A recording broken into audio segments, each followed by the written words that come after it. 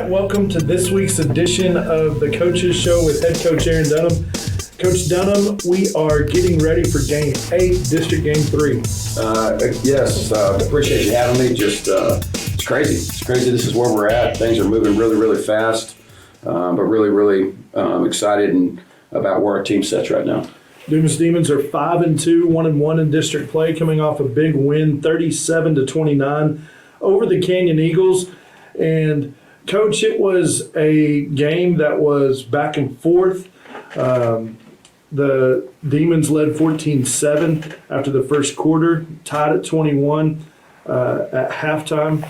Then the Demons took a lead going into the fourth quarter, 34-29, and then win at 37-29. And it was, again, a game that was back and forth, but our defense able to get big stops in the fourth quarter. We did, and probably what I'm most proud about is really, we had some injuries. We had some guys go down. We had two backup offensive linemen that were playing, and so really proud of the way that those two kids came in and played. Because we talk a lot about, you're only one play away from being a starter, but it's easier said than done. When you're a kid that wants to play and you found yourself in a backup role and you're getting very limited reps. But Keelan Guest, Cody Awesome, which is a starter, but started on the game on the offensive line as well, did an outstanding job, and so really proud of their ability to not only just come in and execute, but also know the game plan in a position where they weren't even used to playing. Keelan Guest was getting reps, but at guard, left guard, he jumped in at right guard, and just obviously, still being able to score 37 points, must have done a pretty good job of being able to play their role and be able to fit right in and run our offense. And also with Cody, then I think he did play a little bit both ways, but then he also had somebody come in for him to give him some rest for some reps as well. He did, and we worked a lot of kids, honestly, because we were Canyon's a team that personnel's things, and we were planning to do that as well. Didn't do it as much because they didn't get into that as much as we thought they would. But yes, we had repped a lot of different kids. Arturo Oliva has come back in at the nose guard. He started early in the year for us. Ruben Garcia has moved in for him, but we were able to move Ruben to defensive end, Arturo back in. And so some guys are really just starting to play, and it's neat too, that they've stayed engaged, didn't get their feelings hurt, are right back in and playing well for us. And so really proud of our kids' mentality to be able to focus like that and be able to come in and help us. It's a concept that you guys talk about a lot. It is. I know that you said you've been talking about one play, but also just the team concept of come in, do your job, fulfill your role, whether that's prepping us for a game and practice and getting ready and making sure that you're ready, or doing your job as a starter and doing the things that you need to do so that you're keeping our team in games and allowing us to be able to win. Absolutely, and we do. We talk about it a lot. But kids really sticking true to it and believing in it is even more important, and our kids are. And I think that speaks volumes of our locker room culture right now, and our team captains and our leaders, as well as our coaches that are talking to our kids every day. We're putting it in front of them, but they've got to be able to take it. You can lead a horse to water, but they've got to drink, and our kids are drinking right now. They're listening to it and playing really good football right now. We talked about coming into the game that one of the things that Canyon was able to do really well against West Plains that kind of kept them in there was being able to play keep away from Canyon. You guys were kind of able to do that to Canyon, able to have some long sustaining drives in that game. I think we had one drive that maybe had 16 plays that we scored on, and you guys actually controlled the ball. You controlled the clock. And in the end, I feel like that was one of the reasons why we were able to come out on top. I would agree, and something we talked about going into that game because of the West Plains game that we watched. We thought we'd get the same. We have a pretty high-powered offense, and being able to keep them off the field. And so props go to both sides of the ball. I mean, defensively for not allowing them to keep long drives, getting off the field on 3rd and 4th down, which we did, and then offensively being able to sustain long drives, and not just sustain those drives, but sustain those long drives and put points on the board. Because that's something that Canyon did not do the week before. Canyon did control the clock, but they would get down and not get points on the board. And so being able to control the clock plus put points on the board is always good, and our guys did a great job of that. So in saying that, you guys ran 60 plays on offense versus 48 for Canyon. Taking a look at their total yardage, you guys outgained them, I think 316 to 280. I feel like a balanced attack on offense as well. It was. I thought we did a great job running the football, but then again, also did a great job. Our offensive line protected well. Something that just a week prior in our first district ball game that we struggled with. So I was really proud to watch our kids, be able to take coaching and understand what we needed to do, and they did. I thought they did a really good job of protecting Colton, and then also Colton. What Colton does, he was able to get out of the pocket, keep drives alive, scramble. He scrambled actually and scored a long run. But again, there's a lot of people that are doing their job. As I watched that play, I thought our offensive line did a good job. When it broke down, Colton kept his eyes down the field, moved, and then Blake Robinson multiple times had a really, and Blake's not the only one. All of our receivers do a great job blocking, but on that certain play, it was Blake just really giving great effort, 15, 20 yards down the field to spring the block of which Colton scored on. So that was really good. I want to mention Blake and Colton again in a completely different role that probably most people don't think about. These two guys punted the ball for us on Friday night. Blake had 2, and I think Blake would probably be the guy that we say is normal punter in most situations. Colton had a quick kick, but every single one of our punts, we had 3 punts. They all landed inside the 20-yard line. That if Canyon was going to have a drive, it was going to start deep, and I was just impressed by that side of the ball. Canyon was unable to return any of those punts, which again is a big thing. It is. If you're going to get it inside the 20, don't let them return it. And I feel like that is an aspect that we haven't had to talk about much this season because we haven't punted the ball much. And I thought that was another key. It was a small thing, just 3 plays, but again, it's just something you can add to your arsenal. Is we can pin guys deep, we can be able to get them where we want them, and I just think that's a big aspect for this team. I agree, and I'm a defensive guy, so I'd much rather play defense. Sure. With an offense that's got to drive 80 or 90 yards versus an offense that's got to drive 50 yards for a touchdown or for points. And so it was really big. We pinned them deep, and that's something. The quick hits is something that we work in practice every Thursday. We're working it, and Colton's been really good in practice. He puts the thing almost on the 1-yard line every time that we do it, and so it's definitely a weapon for us. And it also forces defenses to. They can't put anybody back. Because we also showed in that football game. It was 4th and 8, 4th and 9 that we went for it, and we're successful there. That's another aspect of the game that I was really proud of. That our offense kept drives alive by 4th down. By converting 4th down throughout the game, that was really big. And then us defensively not allowing. They had multiple fake punts. Went for it on 4th, and we were able to get off the field, which that was key. Well, I do want to touch on that because 3rd and 4th down conversions, Dumas had 7 of those combined. 3rd and 4th down, Canyon only had 2.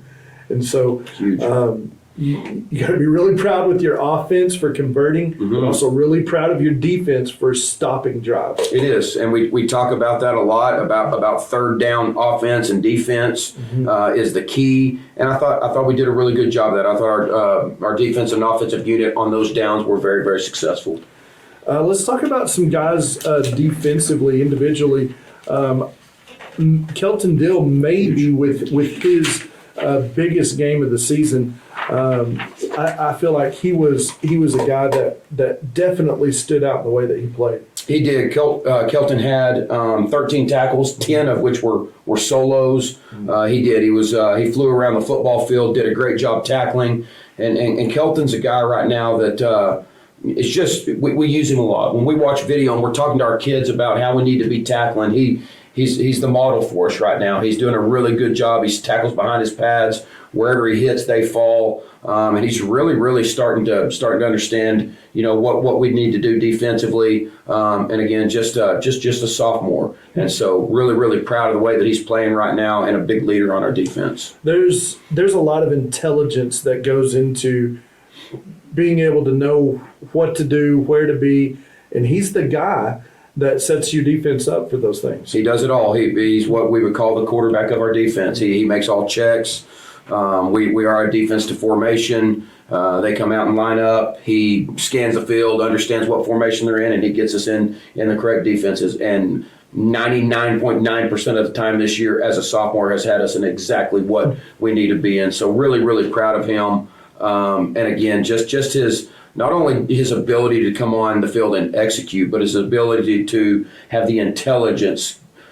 A year ago, he wasn't doing any of this. Yeah. We still might defense to formation on the freshman team, but just a very low level compared to the things that he's having to do right now. So really proud of him.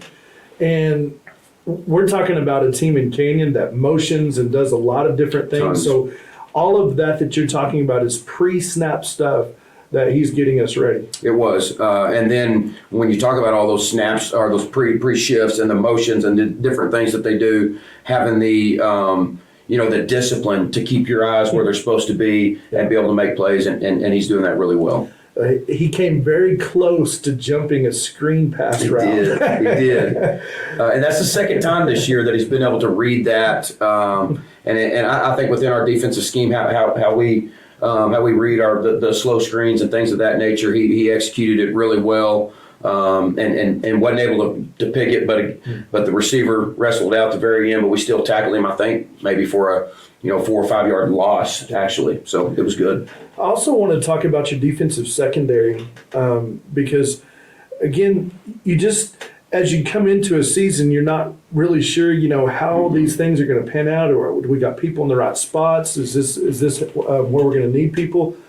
And I really feel like your defensive secondary, and maybe it wasn't a big question mark coming in, because I feel like every year we're able to plug guys in and things just really end up working. But I feel like this is one of the strong suits of this team. It is. And we did talk about it. We were very concerned of who was going to play there, because we only returned, Blake played both ways last year and played some corner, but really he was the only, if you would call, returning starter that we had. Sure. LD did see reps last year, played in 4 or 5 different ball games and did some great things, but really wasn't a true returner coming back. Mm-hmm. Christian, got reps in practice last year, but was really more of an offensive guy when he did play. Mm-hmm. And then Tate played on the freshman team last year. Yeah. So, no, we're really proud of where these guys are at and the job that they've done. I think they've done an outstanding job of being able to fit in and take the roles of being the starters. And we continue to to change coverages and do different things. And I think these guys are. I think we're. I don't know the exact number, but I think we're at nine interceptions in our secondary this year. Right. We actually got another one last week, but didn't count. So we like to say that we're at 10. A lot of pass breakups. We track every bit of this, and we actually talked as a staff, I want to say 4 weeks ago, and we were way ahead of where we were last year with interceptions and with pass breakups. And so really doing a good job. And that was one of our emphases is making plays on the football, and our kids are doing it. Yeah, 9 interceptions and 31 pass breakups. Which was a lot higher than the previous year. I don't know exactly where it was, but we're really up on that. There's some videos that you guys have put out. There's a video of the Randall game, mm-hmm. and I think toward the beginning of it, there's a play where Christian's playing defense on mm-hmm. it. I mean, it just makes an incredible play on the ball to get there. And that's just the kind of thing that we've seen from this group all season. Sure. I think that was actually like a flea flicker late in the fourth quarter, which was a huge call by them. And also, we did bite down on the run, but Christian recognized it. I'm really proud of not being able to panic. He saw it, he executed, he got back into coverage as soon as he could, did not panic. A lot of guys would panic at that point, pass interfere. He just got back in phase, got his head around, made a play on the ball, and probably at that point a game-winning play because we were up by 5 and they were actually driving at that point. Well, let's fast forward to the end of the game.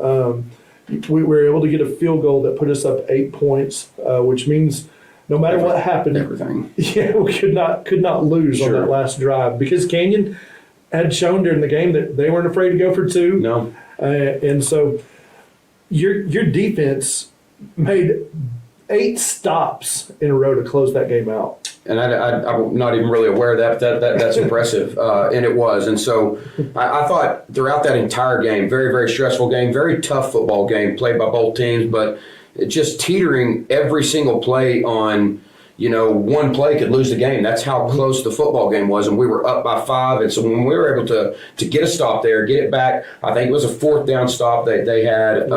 They went for a fake punt. We stopped it maybe an inch short, and then got the ball there. Obviously wanted to drive down and possibly try to score to end the football game, but we were able to at least kick a field goal, which put us up by 8. And I just knew it does what it does to your staff and your kids. You at least can relax a little bit knowing that one simple mistake can't end the game. They could score, they could go for 2, and we're still tied and able to rebound.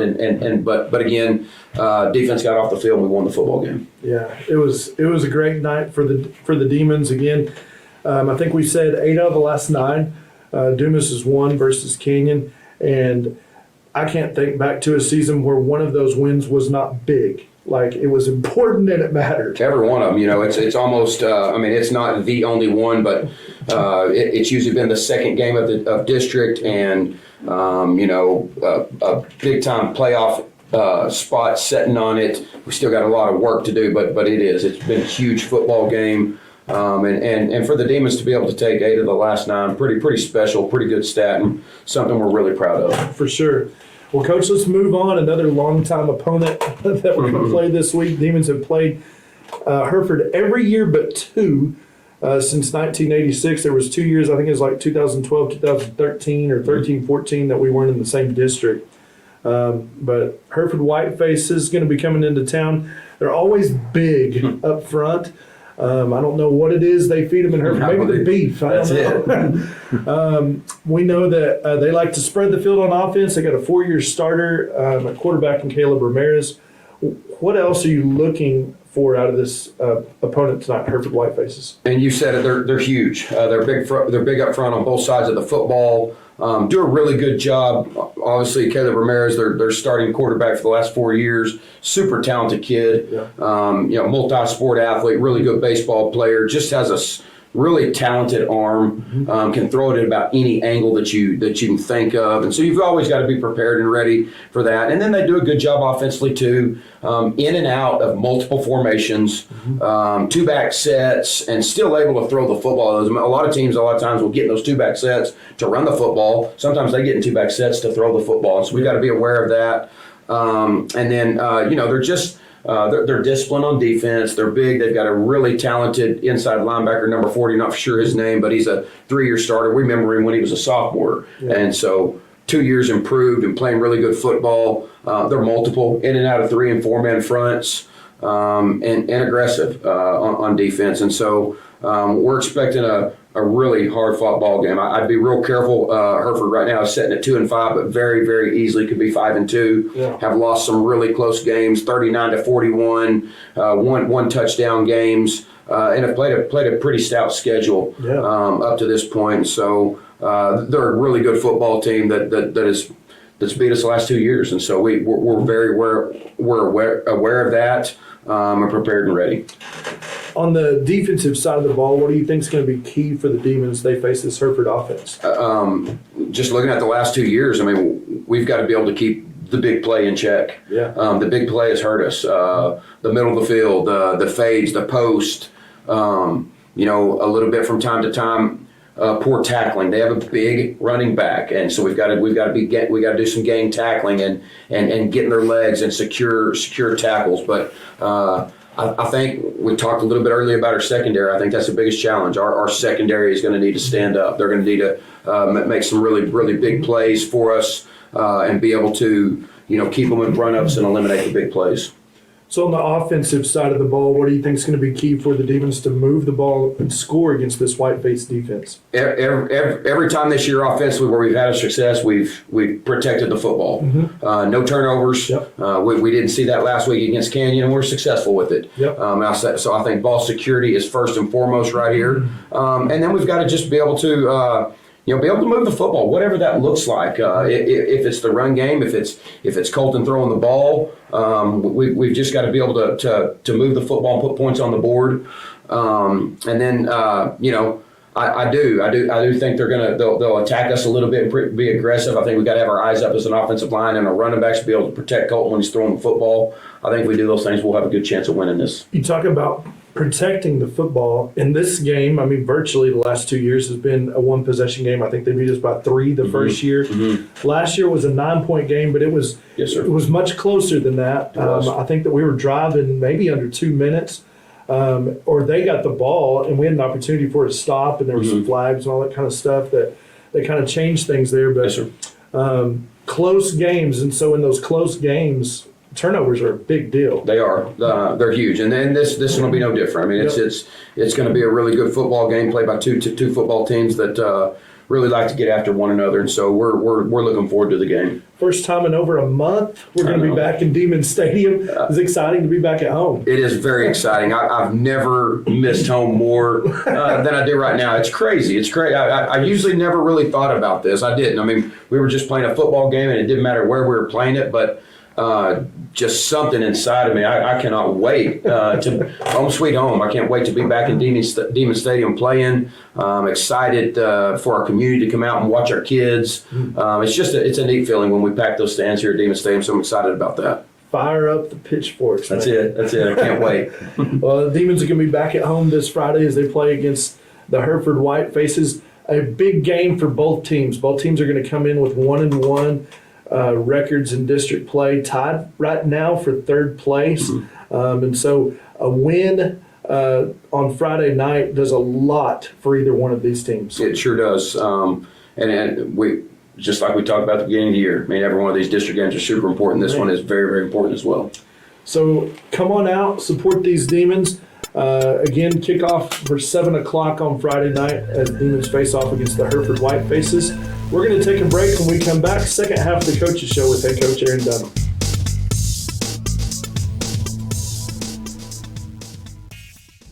Being a Demon isn't just about football. It's about service. It's about giving back to the community that raised us. Our football team works hard on and off the field. And in the community. From community service to supporting local events.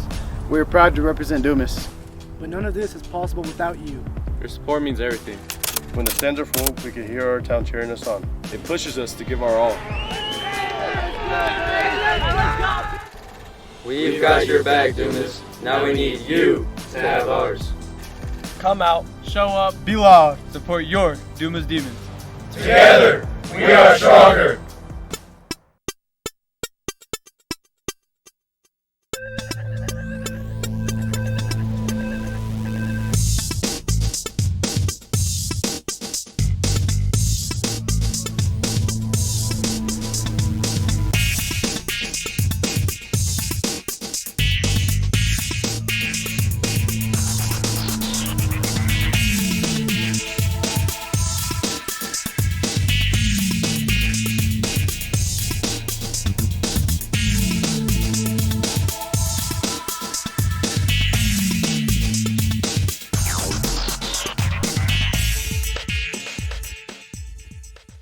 Welcome back to the second half of the Coaches Show with head coach Aaron Dunnam. Coach, there's been a lot of success program-wide for our football team, but let's talk a little bit about the junior high level. They're going into their last week of games on this season. They have outscored their opponents 1,028 to 679. The A and B team combined record is 26-2.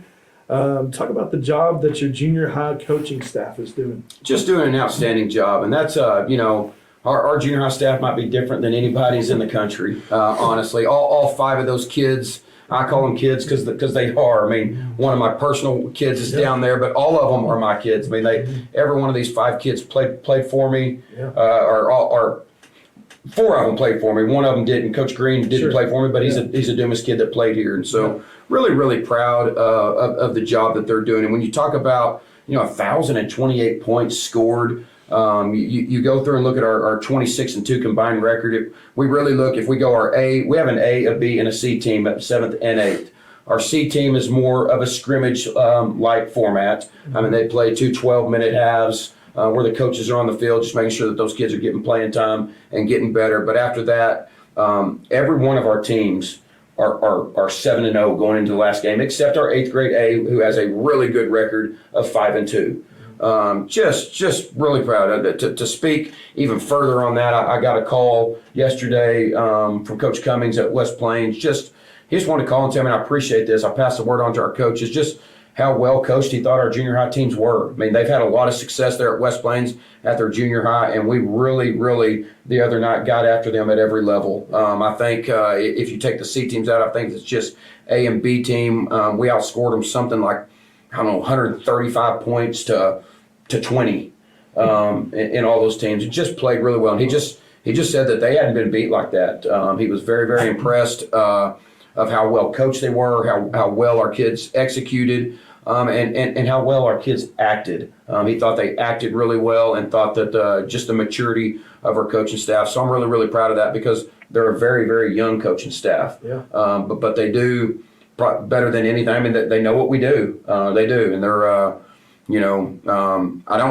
I don't want it. Coach Wiley as well has sort of stepped aside from all of his coaching duties, but he still is very involved in the junior high. And you don't know the impact that Coach Wiley has had. Coach Wiley coached those kids as well. Sure. They went through his junior high program, and he mentored them. He loaded them all up in the back of his truck and took them to Wednesday youth. And so he's still there. He's actually there but he's letting those guys coach, but he's there as mentoring them and making sure that they're doing everything right. And so really proud, that Coach Wiley is still with those guys and still molding and mentoring them and helping them. But just could not say enough things about just our junior high staff and how well that they've played. When you look at this thing, we got one more game, but when you look at this thing, when you have 3 of your 4 A and B teams, three of the 4 go undefeated in the season. Really big accomplishment. Really proud of where that program is and what's going on there at the junior high. So how much do you think it's added to being successful, having former players being coaches on these teams? They know your terminology. They know what you expect when they move up. They know what they're going to get when they send those kids up here. And so being able to integrate that into the junior high level, not that it hasn't been integrated before, but maybe to a different level and a different extent, to where these guys can run drills that they know that they're going to be running up here. They can get them terminology wise, get their minds kind of thinking already in that direction. So when they step in here, it's already second nature. They've been doing it for 2 years. Sure. I've been here for 12 years, and I've always said this. I thought that our junior high staff has always done an outstanding job here. But it's a little bit different when all of our junior high staff in the past, they all did not play here. Every one of these guys played here. I mean, they've heard the same thing. We coach them. We work the drills, and so they have just a lot of knowledge about what's going on. They never had a knowledge of how to actually run a full junior high program. I mean, we're talking about just football, something right now that they did. Where that comes in is Coach Wiley and Coach Green, the leadership of those two guys. Coach Green being our junior high coordinator, Coach Wiley, our longtime junior high coordinator that sort of stepped back, but is still there molding and mentoring. But just all these kids that they speak the same language. They are weight room culture. They lifted weights up here. They understand how we lift year round. And that, I think that's the biggest things of just what they're being able to teach our kids right now. And we're excited about our junior high right now, but we'll be real excited about our junior high in 4 and 5 years. We just will. I mean, we will get the game has just really stepped up. The knowledge of what these kids are going to come to us with is really, really big right now. Think of what we're going to be able to add on to them when they're freshmen. Then when they're, as we talked about Kelton Deal, we talked about Tate, all of our sophomores that are starting right now.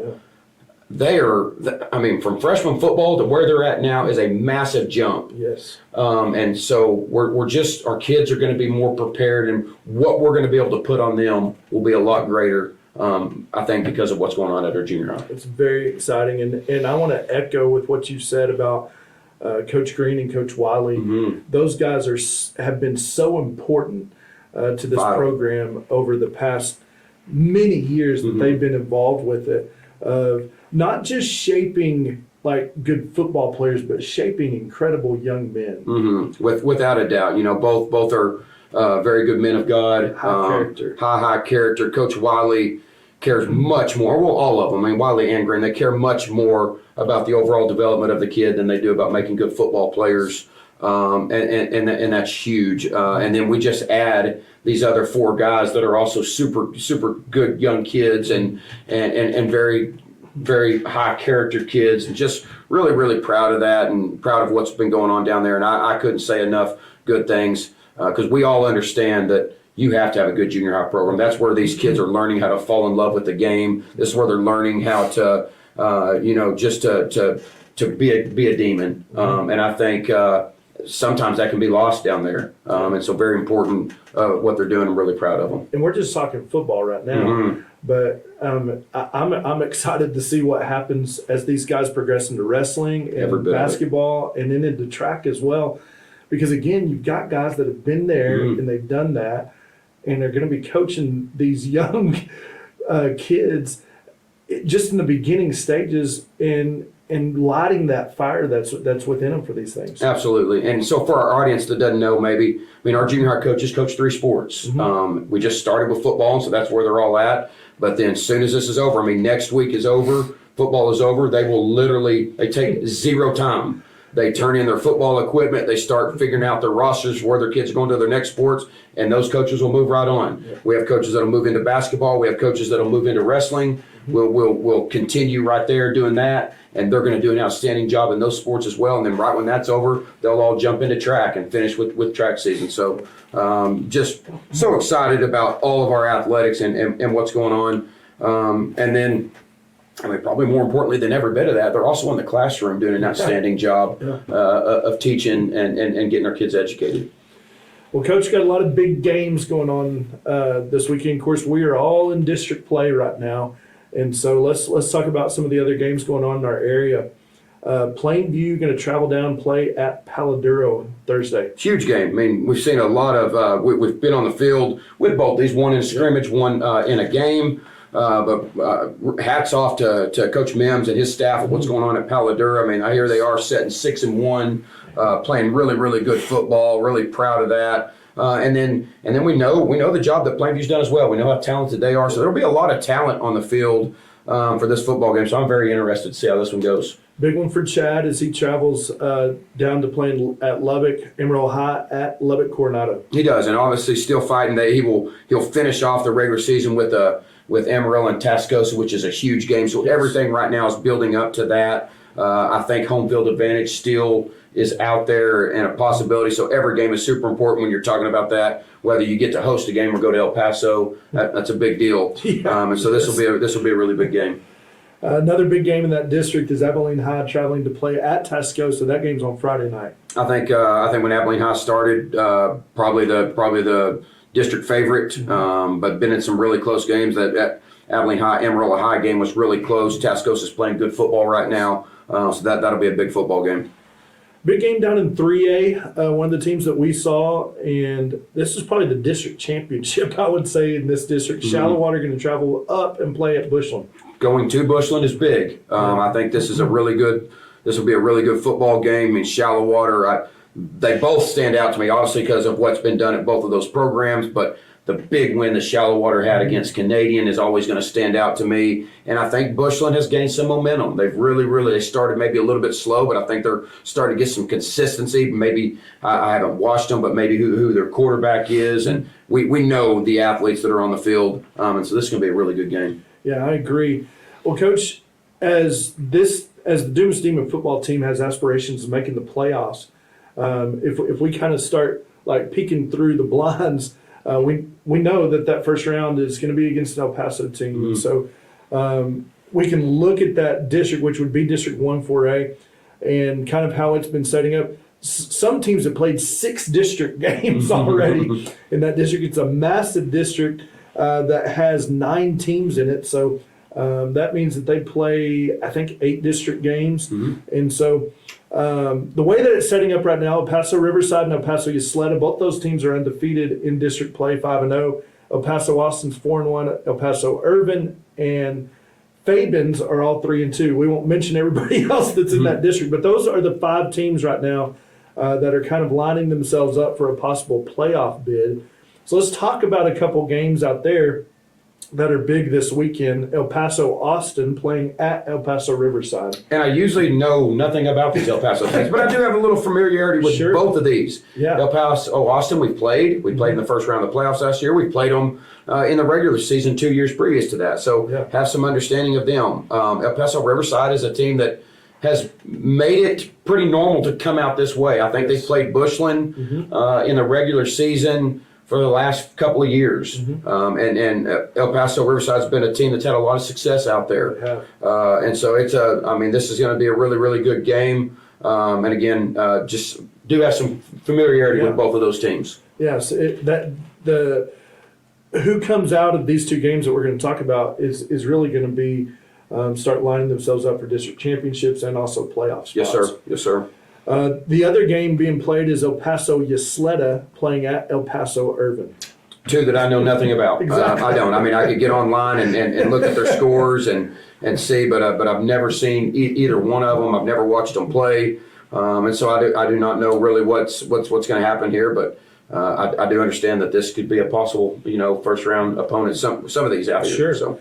And El Paso Ysleta, I know right now sits 7-0 on the season, so they've had some success out there in El Paso. For most of these teams, it's hard for them to get outside of the area and play non-district games. For one, they don't have many opportunities to because there are so many district games.